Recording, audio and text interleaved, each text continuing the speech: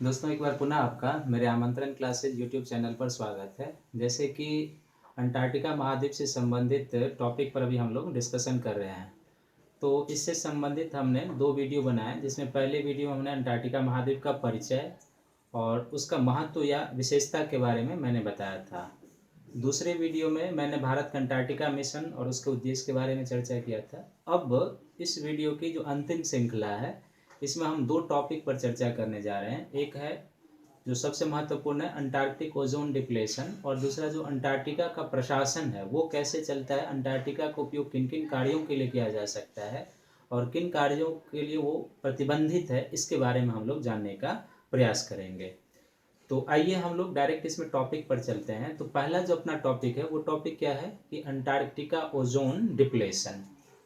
तो Antarctica ozone depletion में जाने से पहले हम क्या करते हैं कि चूंकि अब हम लोग ये जान चुके हैं कि अंटार्कटिका महाद्वीप क्या है, कहाँ पर है, तो ये 0 डिग्री हो जाएगा। ये 23.5 डिग्री जो साउथ अक्षांश है वो हो जाएगा, और ये 66.5 डिग्री साउथ अक्षांश का एरिया हो जाएगा। ठीक। तो अंटार्कटिका महाद्वीप जो है, इसको हम लोग 2 चीज़ें यहाँ पर जान लेते हैं कि अंटार्कटिका पर शीत कब होगा और अंटार्कटिका पर बसंत ऋतु कब होगा। बेसिकली अंटार्कटिका के ऊपर चूंकि ये दक्षिणी गोलार्ध है, तो जाहिर सी बात है कि जब हमारे यहाँ ग्रीष्म का सीजन होगा तो वहाँ शीत होगा, और जब हमारे यहाँ शरद ऋतु होगा तो वहाँ पर बसंत होगा, क्योंकि हमारे यहाँ जब बसंत होता है तो वहाँ पर क्या होता है, शरद होता है। तो अंटार्कटिका में जो शीत ऋतु होगा वो बेसिकली क्या होगा, हमारे यहाँ जो ग्रीष्म का होता है मई, जून और जो जुलाई का महीना होता है, ये अंटार्कटिका में बेसिकली क्या होता है, शीत ऋतु का होता है। और जुलाई के बाद जो यहाँ पर अगस्त है, जो सितंबर है और जो अक्टूबर है, वो यहाँ पर क्या होता है, बसंत होता है। तो जिस तरीके से अभी कुछ दिन पहले चर्चा में था कि आर्कटिक के ऊपर बसंत में ओजोन का डिप्लेशन हुआ है, और मैं ये बता दूं कि अभी वैज्ञानिकों ने फिर से एक बार पुष्टि करनी शुरू कर दिया है कि आर्कटिक का जो ओजोन होल हुआ था वो फिर से भरना शुरू हो चुका है। तो ठीक उसी तरीके से अंटार्कटिका के ऊपर भी ओजोन का जो डिप्लेशन होता है वो बसंत में होता है, और बसंत में जो वहाँ पर ओजोन का डिप्लेशन होता है उसके लिए कारण या पृष्ठभूमि तैयार होता है जब अंटार्कटिका में शीत होगा। तो अंटार्कटिका में शीत कब होगा, मई, जून और जुलाई का जो महीना होगा वो शीत होगा। और अंटार्कटिका में बसंत कब होगा, अगस्त, सितंबर, अक्टूबर का जो महीना होगा वो बेसिकली यहाँ पर क्या होगा, बसंत का महीना होगा। तो बसंत में यहाँ पर क्या होता है, ओजोन डिप्लेशन होता है। देखिए, ये टॉपिक काफ़ी लंबा है कि ओजोन के बारे में हम एक अलग वीडियो बनाएंगे और उसमें आपको बता देंगे कि ओजोन कैसे बनता है, कैसे क्या है, लेकिन हम डायरेक्ट यहाँ पर ओजोन डिप्लेशन पर चलते हैं। तो ओजोन डिप्लेशन का शाब्दिक अर्थ होता है कि जो वायुमंडल में, समताप मंडल में ओजोन लेयर है उसकी परत का पतला हो जाना, और जहाँ पर अत्यधिक पतला हो जाता है वहाँ पर अंटार्कटिका छिद्र या अंटार्कटिक होल कहते हैं, ये इसका अर्थ है। वैसे वायुमंडल में औसत ओजोन की सांद्रता 320 डॉब्सन यूनिट है, ये 300 डॉब्सन यूनिट हम लोग कहते हैं। डॉब्सन यूनिट जो है ओजोन के मापने की इकाई है। तो जहाँ पर उतना है वहाँ पर हम मानते हैं कि ओजोन नॉर्मल स्थिति में, लेकिन जहाँ पर ओजोन की सांद्रता 220 डॉब्सन यूनिट से कम है उसको हम लोग ओजोन लेयर का ह्रास कहते हैं, विनाश कहते हैं या विघटन कहते हैं, यानी उससे कम है तो हम मानते हैं, और यदि काफ़ी कम है तो ओजोन होल माना जाता है। तो अंटार्कटिका में ओजोन होल या ओजोन विनाश की पहचान सबसे पहले 1984 में शॉरवुड रॉलैंड और मारियो मोलिना ने किया था। ये आप नाम याद रखेंगे, यानी कि सबसे पहले अंटार्कटिका ओजोन डिप्लेशन की बात किन्होंने की थी, तो शॉरवुड रॉलैंड और मारियो मोलिना। लेकिन अंटार्कटिका ओजोन के डिप्लेशन की, अंटार्कटिक होल की वैज्ञानिक तौर पर पुष्टि की थी जोसेफ फरमन ने किया था। ये जोसेफ फरमन जो थे, ये ब्रिटिश एक अभियान दल गया था 1985 में, और जो ब्रिटिश अभियान दल 1985 में गया था उसका ये नेतृत्व करने वाले थे। इन्होंने ही सबसे पहले वैज्ञानिक तौर पर पुष्टि किया था कि जो अंटार्कटिका रीजन है वहाँ के एक बड़े क्षेत्रों में जो है ओजोन में होल हो गया है। तो अब हम लोग सीधे आ जाते हैं कि अंटार्कटिका ओजोन होल जो है इसके लिए जिम्मेदार कौन सा कारक है और किस तरीके से ये फंक्शन यहाँ पर कार्य करता है। देखिए मित्रों, अंटार्कटिका में ओजोन होल के लिए जिम्मेदार जो कारक है वो एक प्रकार का बादल है। उस बादल को हम लोग कहते हैं बेसिकली ध्रुवीय समताप मंडलीय बादल कहते हैं, ध्रुवीय समताप मंडलीय बादल, पोलर स्ट्रेटोस्फेरिक क्लाउड कहते हैं इसको। इसी बादल को हम लोग मदर ऑफ पर्ल क्लाउड भी कहते हैं। क्या कहेंगे इसको? मदर ऑफ पर्ल क्लाउड कहते हैं। और इसको हम लोग नेक्रियस बादल भी कहते हैं, यानी कि 3 नामों से ये बादल जाना जाता है। क्या जाना जाता है? एक ध्रुवीय समताप मंडलीय बादल, दूसरा मदर ऑफ पर्ल क्लाउड, और तीसरा इसको हम लोग नेक्रियस बादल भी कहते हैं। बेसिकली ये क्लाउड जो बनता है अंटार्कटिका में, ये अंटार्कटिका में जब शीत ऋतु का समय होता है तब, जैसे मान लीजिए कि पिछले वीडियो में मैंने बताया था कि ये क्षोभ मंडल, ध्रुवों के पास इसकी ऊंचाई कम होती है, लगभग 8 किलोमीटर, और विषुवत रेखा के पास 16 से 18 किलोमीटर।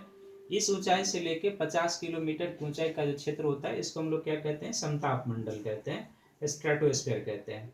इसी समताप मंडल में 20 से लेके 50 किलोमीटर या 60-65 किलोमीटर तक हमें ओजोन गैस मिलती है। तो शीत ऋतु में क्या होता है कि अंटार्कटिका महाद्वीप का जो अब ये क्षोभ मंडल है, इस क्षोभ मंडल में पोलर वर्टेक्स चलता है जो ध्रुव की तरफ से आता है। और इस पोलर वर्टेक्स के कारण क्या होता है कि अंटार्कटिका महाद्वीप के क्षोभ मंडल का जो तापमान होता है वो -80 से -85 डिग्री सेंटीग्रेड में चला जाता है। ये जो क्षोभ मंडल का अंटार्कटिका का -80 से -85 डिग्री का तापमान होता है, वो किसके कारण आया है? तो पोलर वर्टेक्स के कारण। तो पहला पॉइंट याद रखेंगे कि पोलर वर्टेक्स का बनना ये एक प्रकार की ध्रुवीय वातावर्त पवनें होती है जो काफी तीव्र गति से चलती है, और उसी के कारण अंटार्कटिका के क्षोभ मंडल का तापमान क्या होता है? काफी कम। कितना? -80 से -85 डिग्री सेंटीग्रेड। अब इस माइनस ताप वाली वायु के ऊपर जो समताप मंडल है, इस समताप मंडल की वायु में यदि थोड़ी बहुत भी नमी हो, तो इस माइनस टेम्परेचर वाले वायु के संपर्क में आने के कारण क्या होता है कि ये जो जलवाष्प की बूंदें होती है, नमी होती है, ये संघनित होकर एक बादल का निर्माण कर बैठती है, और उसी बादल को हम लोग क्या कहते हैं? ध्रुवीय समताप मंडलीय बादल या नेक्रियस क्लाउड या मदर ऑफ पर्ल क्लाउड कहते हैं। तो ये बादल किस तरीके से बना है, इस फंक्शन को आपको याद रखना है। इसी को हम लोग ध्रुवीय समताप मंडलीय बादल या मदर ऑफ पर्ल क्लाउड या नेक्रियस क्लाउड कहते हैं। ये कब बना है? जब अंटार्कटिका के ऊपर क्या है? शीत ऋतु का समय, यानी जब वहां पर मई, जून, जुलाई का समय है। लेकिन जब अंटार्कटिका के ऊपर बसंत का समय आएगा, और बसंत का समय कब आएगा? तो ठीक अगला जो अगस्त, सितंबर, अक्टूबर का होता है, तो बसंत में वहां पर सौर विकिरण पड़ना शुरू हो जाए। और ये जो ध्रुवीय समताप मंडलीय बादल होता है, ये सौर विकिरण के प्रति अति संवेदनशील होते हैं। जैसे ही इस पर ये पड़ता है, ये ब्रेक होना शुरू होता है, और इस बादल के नीचे जो फंसे हुए क्लोरीन गैस होते हैं, जो अन्य ओजोन डिप्लेशन करने वाली गैसें होती हैं, ब्रोमीन होती है, वो तीव्र गति से मुक्त होकर ओजोन के साथ श्रृंखला विक्रिया कर उसको तोड़ना शुरू करता है, और इस तरीके से अंटार्कटिका में बसंत के समय ओजोन का डिप्लेशन होता है। ये लगभग उसी तरीके की प्रक्रिया है जैसा कि हमने आपको आर्कटिक के बारे में बताया था। तो जब भी इस तरीके का फंक्शन बनता है, तो यहाँ पर ओजोन का डिप्लेशन होता है, और वो चेन रिएक्शन के रूप में होता है। चेन रिएक्शन का अर्थ यही होता है कि जब कोई परमाणु नाभिकीय विक्रिया में भाग लेता है, तो वो तब तक विखंडित होते रहता है जब तक कि वो पूर्ण तरह से ब्रेक नहीं हो जाता, और इस तरीके से ओजोन यहाँ पर टूटता है। हालांकि इस पर भी कई सारे मतभेद है वैज्ञानिकों के बीच। धीरे धीरे अब ये भी सूचना आई है कुछ वर्षों से कि जो अंटार्कटिका का ओजोन होल है, वो भी धीरे धीरे भरना शुरू हुआ है। लेकिन कई ऐसे रिसर्च हैं जो अभी भी अंटार्कटिका के क्षेत्र में ओजोन लेयर के पतले होने की बात करते हैं। अब जो इस वीडियो का या अंटार्कटिका महाद्वीप का दूसरा सेक्शन है, वो है कि इस महाद्वीप का प्रशासन कैसे चलता है, अंटार्कटिका का प्रशासन कैसे चलता है। तो जैसे हमने लिखा है कि अंटार्कटिका का प्रशासन जो है एक संधि के द्वारा चलता है, जिसका नाम ही है अंटार्कटिक संधि कहते हैं उसको।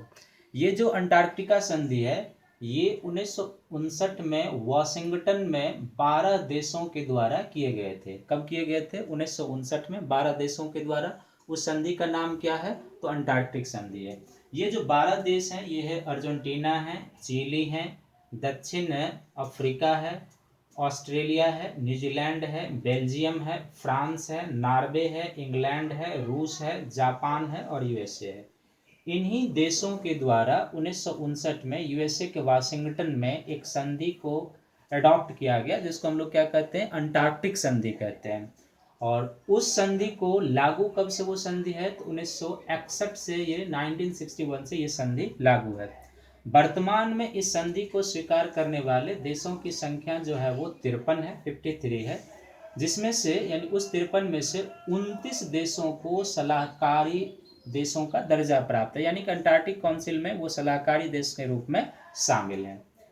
इस संधि जो अंटार्कटिका संधि है, इस संधि का जो उद्देश्य है, मूल उद्देश्य है कि अंटार्कटिका महाद्वीप को शोध कार्य के लिए ही उपयोग किया जाएगा, पहला है। यानी कि जो मानवीय महत्व और उसके विकास कार्यों को बढ़ावा देने के लिए पहला इसमें पॉइंट जोड़ा गया है कि अंटार्कटिका क्षेत्र में केवल शोध और अनुसंधान का कार्य होगा, पहला। दूसरा, यहाँ पर जो जीव जंतु और प्राणी समुदाय है, समय समय पर इसका आकलन किया जा सकता है इस संधि के तहत। तीसरा, यहाँ के पर्यावरणीय प्रभाव का मूल्यांकन किया जा सकता है कि बदलते परिवेश में यहाँ के जीव जंतु प्राणी इस पर क्या प्रभाव पड़ रहा है, उसका पर्यावरणीय प्रभाव मूल्यांकन किया जा सकता है, जिसको हम लोग इन्वायरमेंटल इम्पैक्ट असेसमेंट कहते हैं। चौथा, इसका शांतिपूर्ण कार्यों के लिए प्रयोग होगा और इस क्षेत्र का उपयोग सैन्य और रणनीतिक कार्यों के लिए नहीं किया जा सकता, जैसे कि मैंने क्रॉस कर दिया है। तो बेसिकली इसका अर्थ यही निकलता है कि ये जो संधि है वो मानव के विकास कार्यों के लिए शोध और अनुसंधान बने रहे, यहाँ का पर्यावरणीय दशा बेहतर है, इसके लिए उसका मूल्यांकन, जीव जंतु के ऊपर, प्राणी समुदाय के ऊपर क्या प्रभाव पड़ रहा है उसका मूल्यांकन, और ये इस संधि में एक पर्यावरण प्रोटोकॉल के तहत इसमें शामिल किया गया है। और यहाँ पर सैन्य और अन्य गतिविधियां, जो भूसामरिक गतिविधियां होती है, वो संचालित नहीं किया जा सकता है। इसी संधि से एक और नॉर्म्स पॉइंट निकल जाता है कि जो अंटार्कटिका संधि है उसमें भारत की क्या स्थिति है। तो भारत ने अंटार्कटिका संधि को 1983 में स्वीकार किया था, जैसे कि हमने लिख दिया था, 1983 में भारत इसको स्वीकार किया और भारत को इस संधि में सलाहकारी देश का दर्जा प्राप्त है, एडवाइजरी कंट्री के रूप में भारत शामिल है। और भारत भी यहाँ पर केवल शोध और अनुसंधान कार्य ही कर सकता है, जैसे कि मैंने पिछले वीडियो में बताया था कि जिसमें भारत का अंटार्कटिका मिशन का था। तो ऑल ओवर मूल उद्देश्य क्या है कि मानवता को बनाए रखने के लिए अंटार्कटिका के महाद्वीप का किस तरीके से उपयोग है, केवल शांतिपूर्ण कार्यों के लिए और पर्यावरणीय दृष्टिकोण से उस महाद्वीप के लिए और मानव के लिए जो उपयोगी है वही कार्य हो सकता है। भूसामरिक गतिविधियां और सैन्य कार्य यहाँ पर संचालित नहीं किए जा सकते। दोस्तों, मैं उम्मीद करता हूँ कि जो अंटार्कटिका महाद्वीप का इन्फॉर्मेशन मैंने आपको जो फैक्चुअल से लेके कॉन्सेप्चुअल से दिया है वो आपको पसंद आया होगा। ये आपके पीटी और मेन सभी एग्जाम के दृष्टिकोण से उपयोगी हैं। आप इन तीनों वीडियो को देखेंगे सीरीज वे में, और हमारे वीडियो को लाइक कीजिएगा, सब्सक्राइब कीजिएगा, बेल आइकन दबाइएगा। और इस लॉकडाउन की स्थिति में आप अपने एग्जाम की तैयारी में लगे रहें, घरों में रहें, सेफ रहें, सुरक्षित रहें और इंतज़ार कीजिए मेरे अगले वीडियो का। तब तक के लिए आपको शुभकामनाएं हैं। आप अपने घरों में रहें और अपना पढ़ाई निरंतर जारी रखें। धन्यवाद।